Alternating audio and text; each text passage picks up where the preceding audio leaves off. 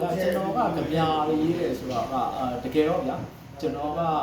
လာယာပေါ့နော်လာယာတော့ activist ကနေလာတယ် activist ကလူငယ် activist ကနေလာတော့နော် activist ကနေလာပြီးတော့ကျွန်တော်တို့ဒီရွှေဝါရောင်မျိုးဆက်လည်းဖြစ်တယ်နောက်တစ်ခါကျတော့ဒီဘက်ဒီ2021မှာလည်းကျွန်တော်ထပ်ပြီးတော့ဒီမှာလည်းထောင်ထက်ကြတယ်နော်ထောင်ထက်ကြတော့ကျွန်တော်2021ထောင်ထဲမှာနေပြီးတော့ကျွန်တော်စတကယ်ရေးနေတာတော့ကျွန်တော်ဒီ2021ထောင်ထဲမှာနေစရေး moral app ပေါ့နော်ဒီ moral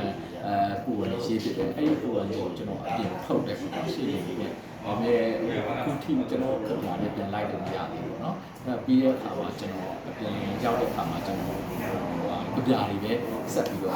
ရေးဖြစ်တယ်ပေါ့ရေးဖြစ်ပြီးတော့ကျွန်တော်တလောက်ထိတော့မထုတ်ဖြစ်ဘူးပေါ့နော်ဒီပဲတိတ်ခေတာပဲဆိုတော့အဓိကတော့ကြပြားတွေဘာကြောင့်ဒီနောက်ပိုင်းမှာကျွန်တော်ရေးချင်လာတယ်ရေးလာတယ်ဆိုတဲ့အခါတော့အဓိကတော့ကြပြားတွေကကျွန်တော်စိတ်ရဲ့ထွက်ပေါက်တွေကျွန်တော်စကားတွေအများကြီးပြောချင်တော့ဘူးကျွန်တော်ရဲ့အတွေးတွေကိုကြပြားတွေနဲ့ကျွန်တော်ဖွဲ့သိချင်တယ်ဆိုတော့အဲ့ကြပြားတွေမှာကျွန်တော်ကြုံနေရတဲ့ခေတ်စနစ်အကြောင်းတွေပါကျွန်တော်ကြုံနေရတဲ့လူဖွဲ့စည်းရဲ့အခြေအနေတွေပါတယ်ကျလာစစ်ချေပေါင်းတွေပါတယ်ဒီဟာမျိုးတွေပေါ့အဲ့ဒီဥစ္စာကိုကျွန်တော်ဒီစကလုံးတွေပြောလိုက်တော့ကျွန်တော်ပေါ်ပြပြီးတော့ရေးပြတော့ဟုတ်ကဲ့ဟုတ်ကဲ့ပါဆရာ